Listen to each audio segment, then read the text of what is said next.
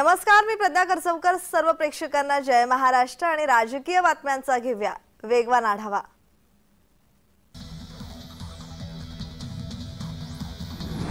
हे सरकारच rave party आहे। सरकार म्हणजेच रेव पार्टीतून निर्माण झालंय।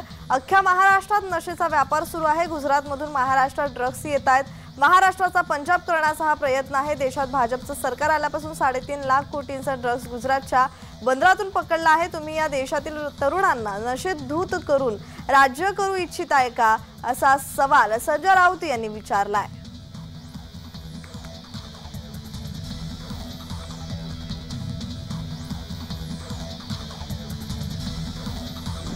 $140 कोटी भारतीयांच्या बळाच्या जोरावर या वर्षात आपल्या देशाने अनेक विशेष कामगिऱ्या बजावल्या आहेत।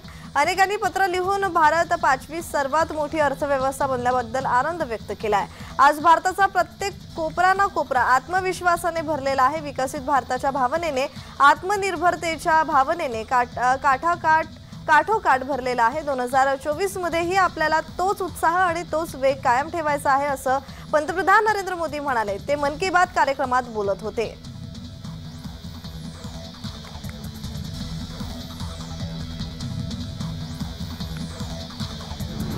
आगामी लोकसभा निवडणुकीच्या पार्श्वभूमीवर महाविकास आघाडी आतापासूनच कामाला लागली असून यातील प्रमुख एक पक्ष असलेल्या उद्धव गटाचे नेते आदित्य ठाकरे हे 9 आणि 10 जानेवारीला कोल्हापूर दौऱ्यावर येणार आहेत। यावेळी त्यांची कोल्हापूर लोकसभा आणि हातकणंगले लोकसभा मतदारसंघात सभा घेण्यात येणार असल्याची माहिती उद्धव गटाचे उपनेते संजय पवार यांनी दिलेली आहे।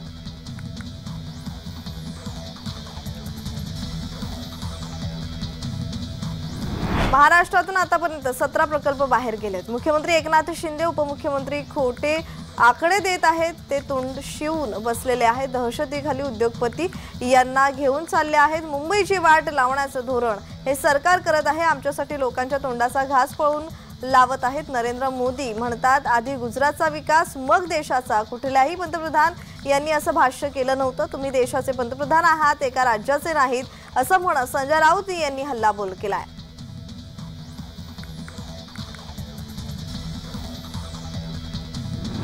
मालवणचा पाणबुडी प्रकल्प गुजरातला जाणार असा आरोप उद्धव गटाचे नेते वैभव नाईक यांनी केलाय।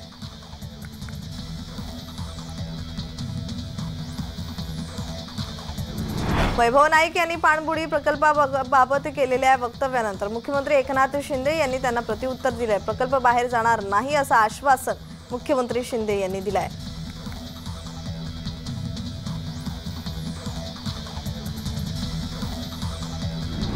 उमेदवार निवडून येणं ही प्रत्येकाची अपेक्षा असते। आपण पंतप्रधान मोदींच्या नावाने मतं मागणार असल्याचं विधान मंत्री दादा भुसे यांनी केलंय।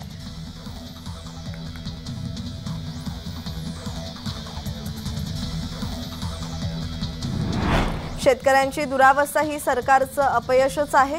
महाराष्ट्राचं सरकार जो मोदी करतायत त्यातले शिंदे आणि अजित पवार कालपर्यंत त्यांच्या शेतकरी धोरणावर टीका करत होतं। विदर्भात गेल्या 1.5 वर्षात 1200 शेतकऱ्यांनी आत्महत्या केल्यात। अजूनही जर सरकार म्हणत असेल की सगळं काही आलबेल आहे तर ते खोटं बोलतायत। गेल्या 2 वर्षात काय केलं तर फक्त आमदार खासदारांचा भाव वाढवला, असं संजय राऊत म्हणाले।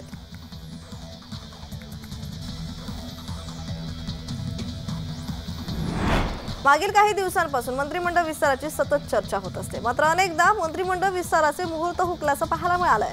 दरम्यान याच मंत्रिमंडळ विस्तारावर बोलताना शिवसेनेचे प्रवक्ते तथा आमदार संजय शिरसाट यांनी मोठा गौप्यस्फोट केला। जयंत पाटील भाजपाबरोबर येणार असल्याने मंत्रिमंडळाचा विस्तार थांबला होता, असं शिरसाट म्हणाले।